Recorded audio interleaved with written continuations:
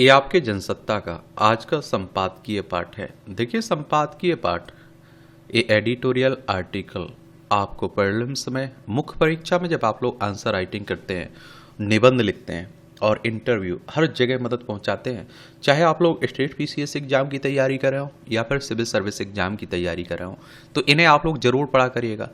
जिस विद्या में कर्म की शक्ति नहीं, स्वतंत्र रूप से सोचने की बुद्धि नहीं, खतरा उठाने की प्रवृत्ति नहीं, वह विद्या निस्तेज है। ये किसने कहा है? विनोबा भावे ने कहा था। ये अवसाद में अकेले पढ़ते लोग आजकल आप देखते हैं कि किसी भी से आप लोग मिलिए, अधिकतर लोग आप लोगों को उनमें से देखने को मिलेंगे अवसाद, एंजाइटी, डिप्रेशन में आप लोगों को जूझ रहे हैं एक तरह से। और आप देखते हैं कि अवसाद एक ऐसी मानसिक स्थिति है जिसमें लोग उदासी, अकेलेपन या फिर ऊर्जा की कमी अनुभव करते हैं। यह स्थिति कुछ दिनों, हफ्तों या फिर महीनों तक बनी रह सकती है। अवसाद की स्थिति में व्यक्ति बेचैनी, चिड़चिड़ापन के साथ खुद को दोषी महसूस करता है। वह थकान, निर्णय लेने की क्षमता में कमी और आत्महत्या के विचार का सामना भी करता है। देखा जाए तो अवसाद की स्थिति मनुष्य के अनुभव करने, सोचने और कार्य करने और दुनिया को देखने के ढंग को नकारात्मक रूप से प्रभावित करती है। राष्ट्रीय मानसिक स्वास्थ्य सर्वेक्षण 2024 के अनुसार भारत में लगभग हर 20 में से एक व्यक्ति अवसाद से पीड़ित हो सकता है। यह सर्वेक्षण दर्शाता है कि भारत में मानसिक स्वास्थ्य समस्याएं तेजी से बढ़ रही हैं। विश्व स्तर पर लगभग 26.4 करोड़ लोग अवसाद से प्रभावित हैं। तुलनात्मक रूप से देखें तो महिलाओं में अवसाद अनुभव करने की संभावना अधिक होती है, लेकिन यह भी एक तथ्य है कि अवसाद किसी भी समय और किसी भी उम्र में हो सकता है। ग्रामीण क्षेत्रों की तुलना में शहरों में अवसाद अधिक है। एक अन्य रिपोर्ट के अनुसार अविवाहित लोगों की तुलना में विवाहित लोगों में अवसाद होने की संभावना 60% अधिक होती है।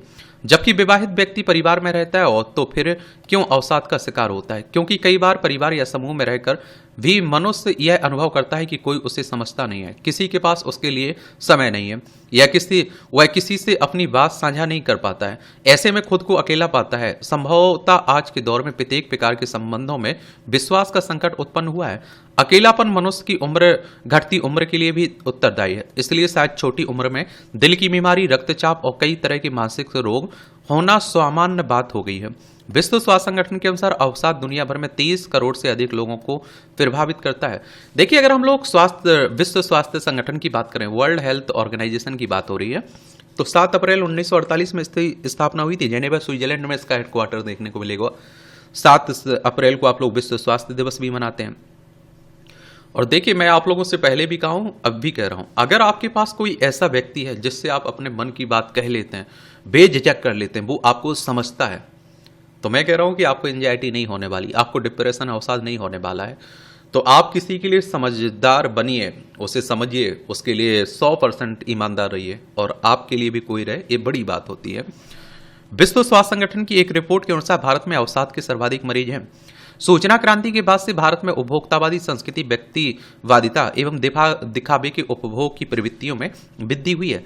दूसरी तरफ कोरोना महामारी के बाद से समाज में उत्पन्न अव्यवस्था, असंतुलन की स्थिति ने अवसाद, निराशा को अधिकांश लोगों की जिंदगी का हिस्सा बना दिया।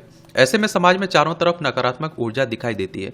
जब युवाओं को अपना भविष्य असुरक्षित अनुभव होने लगे और प्रतियोगी परीक्षाओं के प्रश्न पत्र सार्वजनिक हो जाए और बहुप्रतीक्षित परीक्षा रद्द हो जाए, सफलता के बावजूद मनचाहे कॉलेज या फिर नौकरी में प्रवेश ना मिले और अगर नौकरी मिल भी जाए तो बाद में निकाल दिए जाने का डर अवसाद पैदा करता है।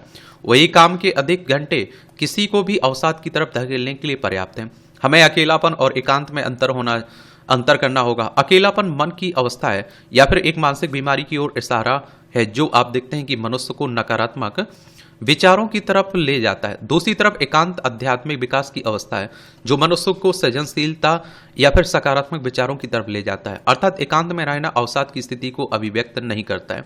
और मैं हमेशा कहता हूं आप लोगों से कि अपने काम में आप लोग 100% दीजिए और हमेशा पॉजिटिव रहिए, पॉजिटिव लोगों से मिलिए, जो नेगेटिव बातें करते हैं उन्हें छोड़ दीजिए, आगे बढ़ जाइए आप। जबकि अकेलेपन का सामना कर रहे व्यक्ति अवसादग्रस्त हो सकते हैं। मनुष्य को एक सामाजिक प्राणी कहा जाता है क्योंकि वह समूह में अन्य सदस्यों के साथ रहने का आदी होता है।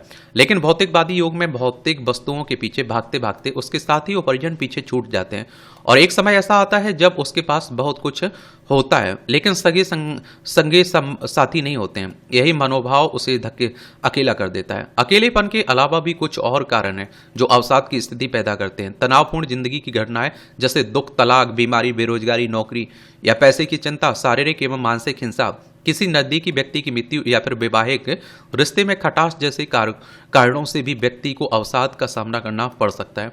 जापान में आत्महत्या की घटनाएं बढ़ने पर 2021 में मिनिस्ट्री ऑफ लोनलीनेस यानी अकेलेपन को दूर करने के लिए मंत्रालय बनाया गया और इसका उद्देश्य लोगों को अवसाद से बाहर लाना, उन्हें अकेलेपन से मुक्त कराना, आत्महत्या करने से बचाना था। मगर इसके बावजूद आत्महत्या के मामलों में कमी नहीं आई और इसका अर्थ है कि केवल मंत्रालय या विभाग बना देना इस समस्या का हल नहीं है। देखा जाए तो यह एक गंभीर चिंता का विषय है जिसका समाधान करना परिवार, समाज और देश के विकास के लिए अत्यंत जरूरी है।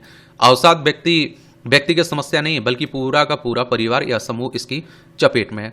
देखिए, एक और आप लोगों को बात बता दूं यहाँ, अगर आप लोगों को कोई बातें परेशान कर रही हैं और उन बातों को आप किसी से नहीं कह पाते हैं तो मैं कहता हूँ A4 साइज की सीट लीजिए, आप उस पर अपनी बातों को लिखा करिए जो आपको परेशान करती हैं। उन्हें 2-4 बार आप लोग पढ़िए और सही, मैं कह रहा हूँ कि सच से सामना करिए, एक तरह से सच्चाई को स्वीकार किया करिएगा और मैं कह रहा हूँ कि कुछ नहीं होने वाला, मस्त रहेंगे आप अपनी जिंदगी में। और ज़्यादा किसी से उम्मीद रखने की जरूरत नहीं है, अपनी मेहनत पर उम्मीद रखिए, अपने सपनों को पूरा करिए। युवाओं को समझना होगा कि केवल उच्च प्रतिष्ठित विद्यालयों में प्रवेश, अकादमिक सफलता, शानदार नौकरी, उच्च वेतन की खुशहाल जिंदगी का प्रतीक नहीं है।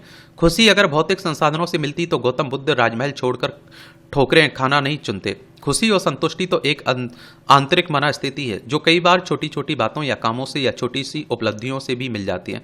खुश रहने के लिए ज़्यादा परिश्रम करने की जरूरत नहीं पड़ती है। इसके लिए जरूरी है अपनों का साथ होना, अपने परिवार का महत्व समझना, रिश्तों में क्या प्यार और विश्वास होना और दूसरों के साथ बराबरी का व्यवहार करना। आजकल तो रिश्ते व्यापार की तरह चल रहे हैं, भैया आपका हमसे फायदा, हमारा आपसे फायदा, हमारे रिश्ते चल रहे हैं और फायदा नहीं तो रिश्ते खत्म। जरूरत पड़ने पर दूसरों की सहायता करना और सब कुछ आजकल के जीवन से गायब होता जा रहा है। यही कारण है कि आज अवसादग्रस्त पीढ़ी का समाज बढ़ता जा रहा है और इस बात से इनकार नहीं किया जा सकता है कि बढ़ते भौतिकवादी दिखावे की संस्कृति, शैक्षिक दबाव, माता पिता की अपेक्षाएं, बदलते सामाजिक मानदंड, सामाजिक अलगाव, पारिवारिक संघर्ष और आर्थिक तंगी जैसे पक्षों ने युवाओं को अवसाद के अंधकार में धकेल दिया। इस पर भी दुविधा यह है कि अवसाद जैसी किसी भी मानसिक विकार पर चर्चा करना अच्छा नहीं माना जाता है। नतीजा, लोग इसका समय पर उपचार नहीं करा पाते हैं। आप अगर घर परिवार में कहें कि आप टेंशन में हैं तो लोग आपका मजाक, घर परिवार वाले, अच्छा आपको काहे की टेंशन है, ताने दिए जाते हैं। और मैं कहता हूं कि ताने आपकी एंजाइटी को, अवसाद को और बढ़ाते हैं। तो मैं इसीलिए तो कहता हूं कि देखिए, जब कोई बुरी स्थिति में है, अवसाद, एंजाइटी, डिप्रेशन में है तो वो समझाइए मत, उसे समझने वाला बनिए आप। आज के दौर में जब संवादहीनता की स्थिति बढ़ गई है तो यह समस्या और भी गंभीर रूप ले रही है। कहते हैं कि परस्पर संवाद से ही किसी भी बात का हल निकाला जा सकता है, क्योंकि कोई भी समस्या मानव के फैसलों से बड़ी नहीं हो सकती है। जीवन में धैर्य, साहस, आशा और सकारात्मकता से सब कुछ संभव है। इस चुनौती का सामना करने के लिए किसी भी एक समूह या संस्था की भूमिका तय नहीं की जा सकती है। जरूरी है कि प्रशासन, शैक्षिक संस्थाएं, साहित्यकार और परिवार सभी अपने अपने स्तर पर इसको दूर करने के प्रयास करें, क्योंकि इस बात से इनकार नहीं किया जा सकता है कि शारीरिक और मानसिक रूप से स्वस्थ नागरिक ही किसी भी समाज और देश के विकास और प्रगति में भूमिका निभा सकते हैं।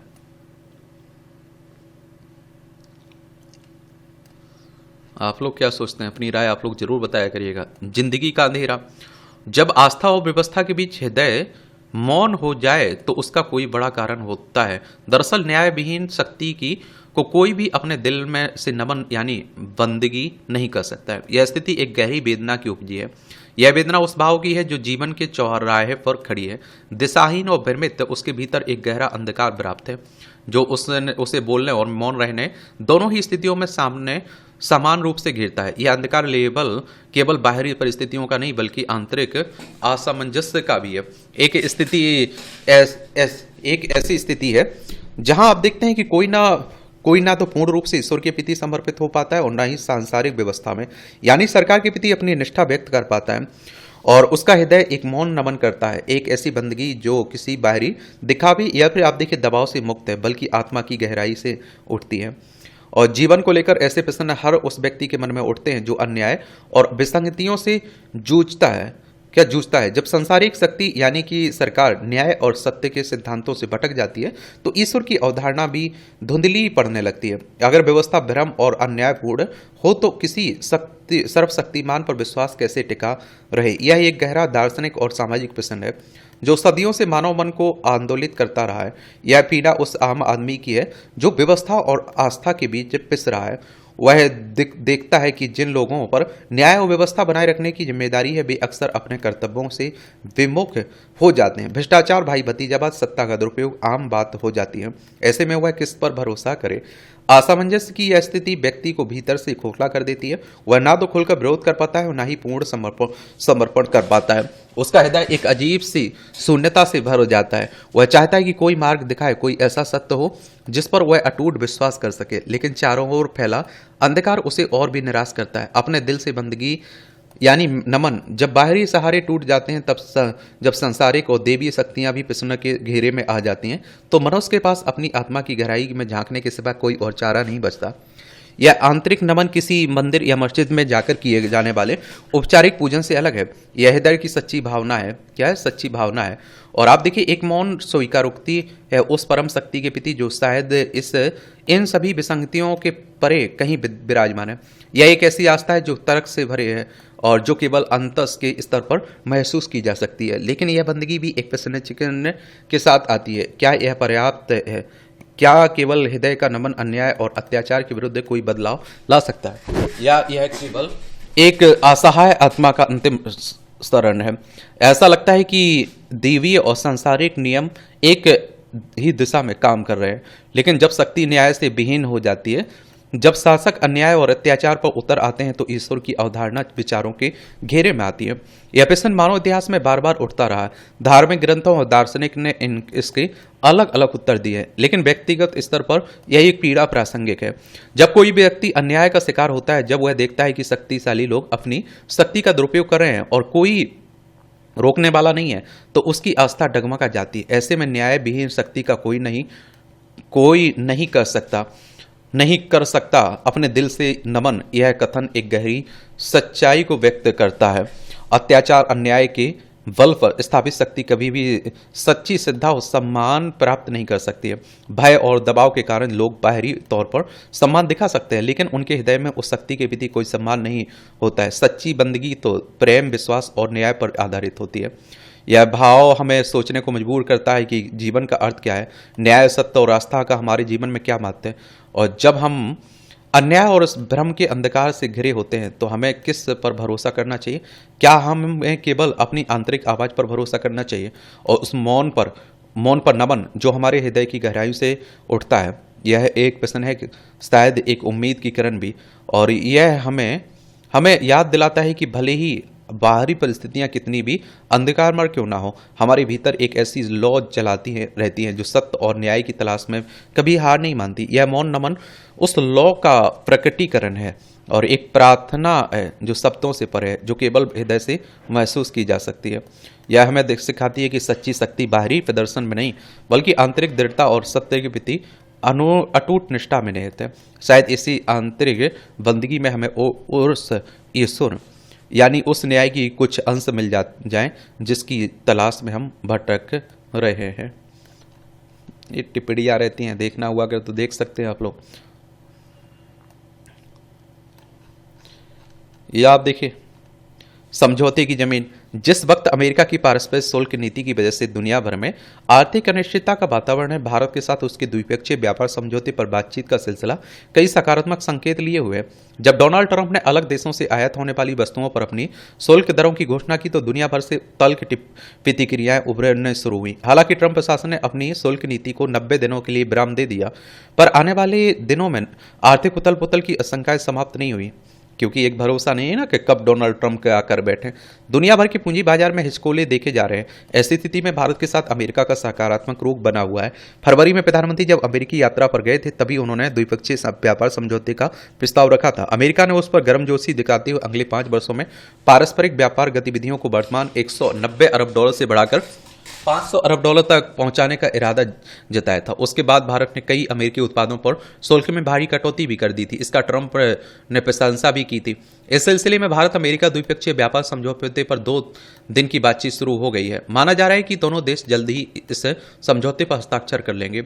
इन दिनों अमेरिका के उपराष्ट्रपति जेडी वेंस भारत दौरे पर हैं। दिल्ली आते ही उन्होंने प्रधानमंत्री के साथ इस मसले पर बातचीत की और सकारात्मक रुख दिखाया। अभी जब दोनों देशों के बीच इस मसले पर वाशिंगटन में बातचीत शुरू हुई, तो उसके पहले वेंस ने कहा कि द्विपक्षीय व्यापार संबंधें संबंधी शर्तें तय हो चुकी हैं। यानी स्पष्ट है कि अगले कुछ महीनों में इस समझौते पर हस्ताक्षर किए जा सकते हैं। निस्संदेह इस समझौते से न केवल भारत बल्कि अमेरिकी रिश्ते को और प्रगाढ़ होंगे, बल्कि दुनिया की बदलती आर्थिक स्थितियों को नए समीकरण भी बनेंगे। यूं दोनों देशों के बीच व्यापार को लेकर कोई गहरे मतभेद पहले से नहीं थे, जैसे अमेरिका के साथ चीन के हैं। पर ट्रंप शासन की पारस्परिक शुल्क नीति को लेकर भारत ने कभी कोई तल्ख टिप्पणी नहीं की। उसने संयम और संतुलन के साथ अमेरिकी फैसलों पर लगातार नजर बनाए रखा। द्विपक्षीय व्यापार को लेकर अपनी बातचीत के सिलसिले को आगे बढ़ाने पर वह कायम रहा। उसी का नतीजा है कि अमेरिका के साथ उसकी नजदीकी कुछ और बड़ी है। विशेषज्ञों का मानना है कि दोनों देशों के बीच व्यापार समझौते के तहत कई वस्तुओं पर सीमा शुल्क में भारी कटौती की जा सकती है या उसे खत्म किया जा सकता है। अमेरिका चाहता है कि भारत उसके औद्योगिक उत्पादों, विद्युत वाहनों, वाइन और पेट्रो रसायन, दुग्ध और कुछ कृषि उत्पादों के आयात में रियायत दे, जबकि भारत चाहता है कि अमेरिका यहां के परिधान, कपड़ा, रत्न, आभूषण, चमड़ा, प्लास्टिक समेत समुद्री खाद्य आदि के निर्यात पर शुल्क कम करे। अमेरिका ने फिलहाल सभी देशों के लिए आधार शुल्क 10% रखा हुआ है, इसलिए इन वस्तुओं पर शुल्क निर्धारण में सराहनीय दरें रखना बहुत पेचीदा मसला नहीं माना जा रहा है। इसके अलावा ट्रंप शासन पर दुनिया भर से और अपने नागरिकों की ओर से शुल्क निर्धारण में नरमी लाने के लिए दबाव बन रहे हैं। उसमें कुछ सकारात्मक नतीजे भी आप लोगों को देखने को मिल रहे हैं। एक और आप लोगों को यहाँ बात बता दूं, देखिए, आयात का मतलब होता है कुछ खरीद रहे, निर्यात का मतलब होता है कुछ बेच रहे हैं आप। और मैंने आप लोगों से पहले भी कहा है कि भैया इकोनॉमी की एनसीईआरटी किताबें आप लोग जरूर पढ़ लीजिए। समझ रहे हो कि नहीं समझ रहे? ये हमारी प्यारी पृथ्वी है, इसमें आप देखिए हमारा प्यारा भारत है। यहाँ से आप जाएंगे तो यूएसए देखने को मिल जाएगा, वॉशिंगटन डीसी आप लोगों को इसकी राजधानी देखने को मिल जाएगा। न्यूयॉर्क भी अमेरिका में ही है एक शहर, ठीक है। ये सियासी दबाव, कोई ज्यादा दिन नहीं हुए कि जब तमिलनाडु में हिंदी के विरोध में आवाज उठी थी। केंद्र और राज्य के बीच भाषा के मुद्दे पर सियासी विवाद कई दिनों तक चला, जबकि इसका कोई तर्कसंगत आधार नहीं था। क्षेत्रीय भावनाओं को उभारने के लिए कुछ राज्यों में राजनीतिक दल तीसरी भाषा के रूप में हिंदी का आज विरोध जरूर कर रहे हैं, लेकिन ऐसा कर वे भावी पीढ़ियों का नुकसान ही कर रहे हैं, क्योंकि जब युवा अपने राज्य से किसी दूसरे राज्य में पढ़ने या नौकरी करने जाएंगे तब संपर्क भाषा के रूप में उन्हें हिंदी की ही जरूरत पड़ेगी। हैरत की बात है कि महाराष्ट्र में भी सियासी विरोध शुरू हो गया है। वहाँ अंग्रेजी मराठी के माध्यम से स्कूलों में पहले से 5वीं कक्षा तक के विद्यार्थियों के लिए हिंदी को तीसरी भाषा के रूप में अनिवार्य बनाने के आदेश पर रोक लगाने से कई सवालिया निशान उठे हैं। स्पष्ट है कि यह फैसला राजनीतिक दबाव में लिया गया। हालांकि शिक्षा मंत्री ने हिंदी सीखने को स्वैच्छिक बताकर नरमी दिखाई, मगर राज्य में विपक्षी दलों का विरोध समझ से परे है। आखिर भाषा पर कितने दिनों तक वे सियासत करेंगे? और देखिए, हमारे देश में क्या है ना, भाषा का विरोध होता रहता है। अब तमिलनाडु की छोड़िए, महाराष्ट्र में भी आप देखते हैं कि विरोध होने लगा है। समझ रहे? चलिए एक बार तमिलनाडु आप लोग देख लीजिए। ये आप देख लीजिए, तमिलनाडु है, चेन्नई इसकी राजधानी देखने को मिलेगी। आंध्र प्रदेश, कर्नाटक, केरल से इसकी सीमा लगती है। 1 नवंबर 1956 में से राज्य बनाया गया था।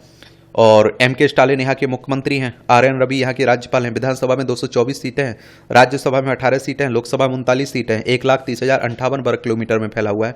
ये आपको महाराष्ट्र देखने को मिल जाएगा। मुंबई इसकी राजधानी आपको देखने को मिल जाएगी। इसकी सीमा आप देखिए गुजरात, मध्य प्रदेश, छत्तीसगढ़, तेलंगाना, कर्नाटक, गोवा से लगती है। और आप देखते हैं कि महाराष्ट्र को भी पीछे हटना पड़ा। 1 मई 1960 में इसे राज्य बनाया गया था। और यहाँ आप देखिए बीजेपी की सरकार, देवेंद्र फडणवीस यहाँ के मुख्यमंत्री, C.P. राधाकृष्णन यहाँ के राज्यपाल हैं। विधानसभा में आप देखिए 288 सीटें हैं, विधान परिषद में 78 सीटें हैं, राज्यसभा में 19 सीटें हैं, लोकसभा में 48 सीटें हैं। 3,07,713 वर्ग किलोमीटर में फैला हुआ है आपका महाराष्ट्र। राजस्थान, मध्य प्रदेश, महाराष्ट्र, ये तीनों आप देखिए क्षेत्रफल में एक राजस्थान पहले पर, मध्य प्रदेश दूसरे, महाराष्ट्र तीसरे पर है। जनसंख्या में उत्तर प्रदेश सबसे बड़ा है। चलिए, जनसंख्या में सबसे छोटा राज्य और क्षेत्रफल में सबसे छोटा राज्य कौन सा है? मराठा अस्मिता के नाम पर विरोध कर रहे दलों को यह सोचना चाहिए कि हिंदी और मराठी दोनों की लिपि देवनागरी है। इससे विद्यार्थियों को भाषा सीखने में सहजता रहती है। उन्हें यह भी नहीं भूलना चाहिए कि मुंबई के सिनेमा उद्योग ने हिंदी का जितना प्रसार किया उसकी कोई मिसाल नहीं मिलती। आज दक्षिण और पूर्वोत्तर भारत के लोग भी हिंदी समझ जाते हैं और थोड़ी बहुत बोल भी लेते हैं। संगीत, साहित्य और फिल्मों से पूरी भारत में हिंदी जिस तरह आगे बढ़ रही है उसे अलग करके नहीं देखा जा सकता। बाजार की भाषा के रूप में आज हिंदी की एक अलग पहचान है। अब पर्यटन से लेकर उद्योग या कोई भी व्यवसाय इसके बिना नहीं चल सकता। हिंदी को राष्ट्रभाषा बनाने की बात अक्सर होती है तो इसकी वजह समझी जा सकती है, क्योंकि यही वह भाषा है जो कश्मीर से कन्याकुमारी तक सभी को एक सूत्र में बांधती है। और आप सभी जानते हैं कि देखिए, हिंदी में मूवियां बनाना है, सब कुछ करना है, लेकिन आप देखते हैं कि क्या करना है, विरोध जरूर होगा भैया। तो राजनीति भी खूब होती है। अब महाराष्ट्र की इसलिए मैं बात कर रहा हूं क्योंकि आप देखते हैं कि वो भैया महाराष्ट्र में भी विरोध हो रहा है। बीजेपी की सरकार है, वो तो कम से कम लागू करते हैं हिंदी को। तो वो सब जगह आप देखते हैं राजनीति बात चलती रहती है, समझ रहे हैं आप लोग। और जो आप देखते हैं बीजेपी के महाराष्ट्र में सहयोगी हैं वही असहज महसूस हो रहे हैं। तो इस तरह से आप लोग बताइए, आपका कोई सवाल हो मेरे लिए, सुझाव हो तो जरूर आप लोग बता सकते हैं। धन्यवाद।